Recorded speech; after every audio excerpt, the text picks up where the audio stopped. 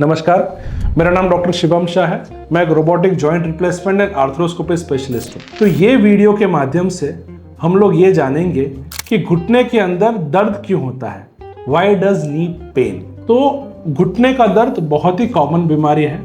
मेरे ओपीडी के अंदर अगर 10 पेशेंट रहेंगे तो उसके अंदर से 7 से 8 पेशेंट वही नी पेन के साथ हमको दिखाने आते हैं। और आपने भी एक्सपीरियंस किया होगा कि आपके घर में या फिर आपके रिश्तेदार में किसी ना किसी को तो घुटने का दर्द होता ही है। तो ये दर्द क्यों होता है और इसको प्रिवेंट कैसे करें, ये इस वीडियो के माध्यम से हम जानेंगे। तो फर्स्ट ऑफ ऑल हम लोग ये जानेंगे कि नी पेन क्यों होता है। तो उसके पहले हम ये डिस्कस करेंगे कि नी का स्ट्रक्चर कैसा होता है, कि जोड़ कैसा होता है। तो इसके लिए मैं ये बोन मॉडल आपको दिखाना चाहता हूँ। घुटने के अंदर 2 हड्डियां रहती है। ऊपर की तरफ जांघ के अंदर फीमर नाम की हड्डी रहती है और नीचे की तरफ नले की हड्डी या फिर टिबिया रहती है।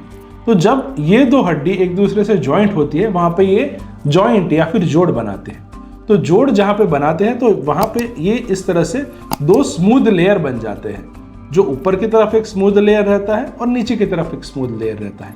तो इस लेयर को जो रहता है उसको हम लोग कार्टिलेज बोलते हैं।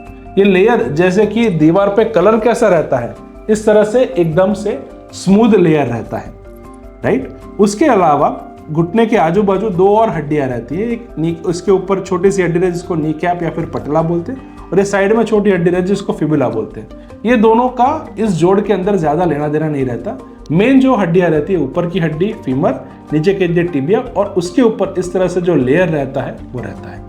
उसके सिवा घुटने के अंदर लिगामेंट्स रहते हैं और घुटने के अंदर गद्दी रहती है, ये 2 हड्डियों को एक दूसरे से टकराने से बचाती है। तो फर्स्ट, जब हमारी उम्र 25-30 साल की होती है तब ये जो लेयर होता है एकदम स्मूथ रहता है। तो हमको चलने टाइम, दौड़ने टाइम, कूदने टाइम या सीढ़ी उतर चढ़ करने के टाइम ये कोई भी पेन नहीं करता है। जब नी पेन चालू होता है, जो मोस्ट लाइकली 45-50 ईयर्स की एज में चालू होता है, तब ये जो सरफेस है वो धीरे धीरे उस जगह से डिस्टर्ब होना, उखड़ना चालू हो जाता है। ठीक है, तो ये कोई बीमारी या रोग नहीं है, ये डीजेनरेशन होता है, ये एजिंग होता है, जिसको मैं यूजुअली गाड़ी के टायर से कंपेयर कराता हूँ। जैसे कि हम कुछ किलोमीटर्स अपनी गाड़ी चलाते हैं तो जैसे हमारे टायर्स है वो घिसना चालू हो जाते हैं, उसी तरह से ये घुटने का जो ऊपर का लेयर है वो उसकी जगह से उखड़ना चालू हो जाता है। तो ये होता है early arthritis, early osteoarthritis of the knee, जो हमको 45 to 50 ईयर्स की एज में देखने को मिलता है। अभी ये जब आगे की एज में बढ़ता है तब वो सीवियर हो जाता है, जैसे कि 60 to 70 ईयर्स ऑफ एज। तब ये जो कार्टिलेज सरफेस है, ये जो स्मूथ लेयर है, वो हर जगह से उखड़ जाता है और ये पूरा डिस्टर्ब हो जाता है। ठीक है, इसको बोलते हैं सीवियर ऑस्टियोआर्थराइटिस। जैसे आप इस बोन में देख सकते, कहीं कहीं जगह पे तो ये लेयर है भी नहीं, तो ऐसा हो जाता है और बोन एक दूसरे को टकराना चालू हो जाता है। ये होता है सीवियर ऑस्टियोआर्थराइटिस, यानी कि last stage of arthritis of नी। और इस स्टेज के अंदर पेशेंट्स या फिर कोई भी आदमी हो, उसको बहुत सारा नी के अंदर पेन होता है। तो ये जो आर्थराइटिस होता है उसके लक्षण क्या होते हैं? तो जो आर्थराइटिस होता है उसके अंदर पेशेंट्स को घुटने के अंदर दर्द होता है, चलने फिरने में दर्द होता है, सीढ़ी उतरने चढ़ने में दर्द होता है, आलती पालती लगा के, पलाट लगा के अगर नीचे बैठे उसमें से उठने की कोशिश करें तो दर्द होता है। घुटने में से कभी कभी साउंड्स, कट की आवाज़ आती है, ये पेन रहते हैं। उसके अलावा अगर आप ऐसे मरीज को देखें तो कभी कभी उनका पैर टेढ़ा होना चालू हो जाता है, जिसको हम लोग बोलते हैं डिफॉर्मिटी। और जब ये लास्ट स्टेज में आ जाता है तो गेट डिस्टर्बेंस, यानी कि चलने फिरने में दिक्कत हो जाती है। आपने अगर ऐसे पेशेंट को देखा तो उनका क्लासिक डक वॉक रहता है कि जब चलते टाइम इस तरह से उनका ट्रंक भी इस तरह से मूव करता है। तो ये रहते हैं ऑस्टियोआर्थराइटिस या फिर घुटने के घिसारे के स्टेजेस। तो हम लोग डायग्नोस कैसे करते हैं कि घुटने में आर्थराइटिस है या नहीं है? तो ये आर्थराइटिस है या नहीं है वो डायग्नोस करने के लिए हम एक सिंपल घुटने का एक्सरे कराते हैं।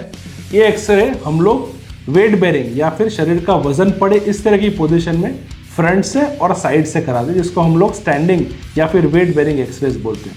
ये वेट बेरिंग एक्सरेस के अंदर हम लोग ये देखते हैं कि 2 हड्डी के बीच में गैप है या नहीं है। अगर गैप नहीं है, हड्डी एक दूसरे को टच कर रही है और पैर अंदर की ओर तिरछा हो रहा है, तो ये है severe osteoarthritis of the knee. तो हमें पेशेंट्स हर बार पूछते हैं कि सर ऐसा सीवियर स्टेज में हमें ना पहुंचे उसके लिए हम क्या कर सकते हैं, तो क्या मेजर्स है जो हम लोग ले सकते हैं कि हम ऐसी कंडीशन में ना आए। तो मैं कॉमनली सबको ये समझाता हूँ कि ये डिजेनरेटिव या फिर एजिंग प्रोसेस रहता है। जैसे कि उम्र के साथ बाल सफ़ेद होते हैं, दांत ढीले हो जाते हैं, आँख में मोतियाबिंद आता है, कान में सुनाई देने की क्षमता कम हो जाती है, वैसे ही घुटने के अंदर घिसार आता है, जो कोई प्रिवेंटेबल कंडीशन नहीं है। हाँ, बट कुछ चीज़ें आप करो उसकी वजह से इसको हम लोग डिले कर सकते हैं।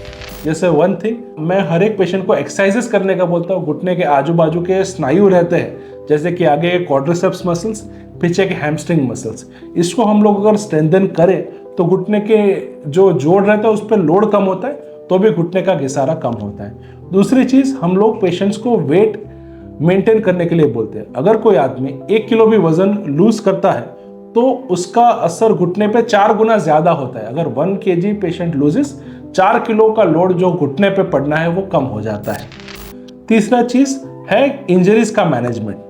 कोई भी स्पोर्ट्स इंजरी हो, लिगामेंट्स इंजरी हो, गद्दी का इंजरी हो, आप उसका प्रॉपर मैनेजमेंट कराए तो भी लंबे समय तक घुटने के अंदर घिसारा नहीं होता है। चौथी और सबसे इंपॉर्टेंट बात, कभी कभी ये घुटने में जो घिसारा है वो कुछ और कारण से होता है, जैसे कि शरीर में वात की तकलीफ, जैसे कि गठिया वात या फिर रूमेटॉइड आर्थराइटिस या फिर हाई यूरिक एसिड। तो जब हम लोग प्रॉपर ये आर्थराइटिस का ट्रीटमेंट करते हैं, जैसे रूमेटॉइड आर्थराइटिस के प्रॉपर मेडिसिन अगर हम लोग लंबे समय तक लेते हैं तो भी घुटने के अंदर घिसारा लंबे समय तक नहीं होता है।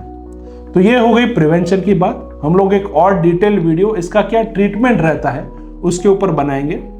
तो ऐसे ही आपको घुटने, हिप्स या फिर जोड़ के प्रत्येक और इन्फॉर्मेशन चाहिए तो हमारे चैनल को आप सब्सक्राइब कर सकते हैं। Thank you.